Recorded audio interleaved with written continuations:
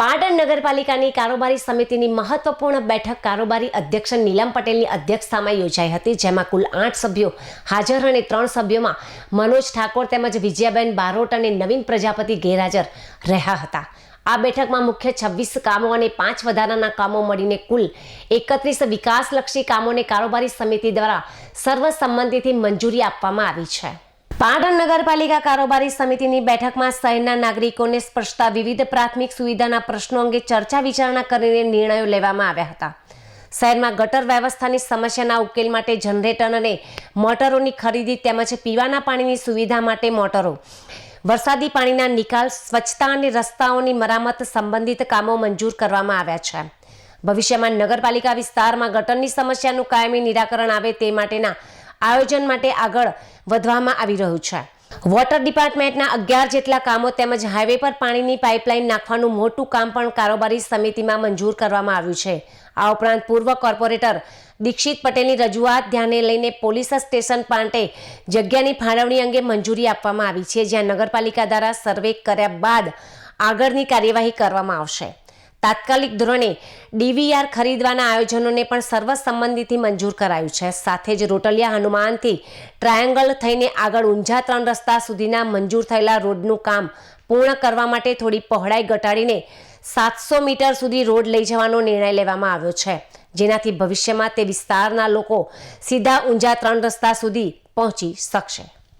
આજની કારોબારી સમિતિના અંદર 26 કામો, એની સાથે 5 વધારાના કામો સાથે બધા કામો મંજૂર કર્યા છે।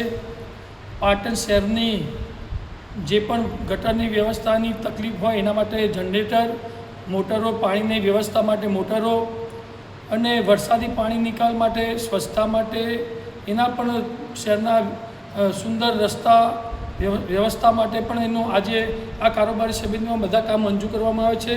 આવતા ભવિષ્યના અંદર જે પણ અમારી નગરપાલિકા વિસ્તારની ગટરની પણ સમસ્યા છે એનું કાયમી નિરાકરણ કરવા માટેનો આ અભિગમ સાથે અમે ખૂબ આગળ વધી રહ્યા છીએ। આજના રોજ એ સિવાયના વોટર ડિપાર્ટમેન્ટના પણ 11 જેવા કામ લીધા છે। હાઈવેનું એક પાણીની પાઇપલાઇનનું પણ મોટું કામ પાટણ નગરપાલિકાના કારોબારી સમિતિમાં લેવામાં આવ્યું છે। આવતી બીજી પણ કારોબારીના અંદર પાટણને લગતા જે પ્રાણ પ્રશ્નો છે એનો પણ નિકાલ થાય એના માટેનું અમે સુચારું આયોજન કરી રહ્યા છીએ। એ સાથે અમે અમારા દીક્ષિતભાઈ પૂર્વ કોર્પોરેટરના કહેવાથી એક પોલીસ સ્ટેશન માટેની જગ્યાની ફાળવણી માટેનું પણ એક વાત હતી, એને પણ આજે અમે મંજૂરી આપી છે। પણ ત્યાં સર્વે કરીને નગરપાલિકા જ્યારે સર્વે કરશે પછી એના આધારિત પછી જે પણ હશે પછી એ પ્રમાણેનું આગળનું કાર્ય કરવામાં આવશે। અને તાત્કાલિક ધોરણે અમે ડીવીઆર લેવા માટેનું પણ આજે આયોજન કર્યું હતું, એમાં સર્વસંમતિથી આજે મંજૂરી આપવામાં આવી છે।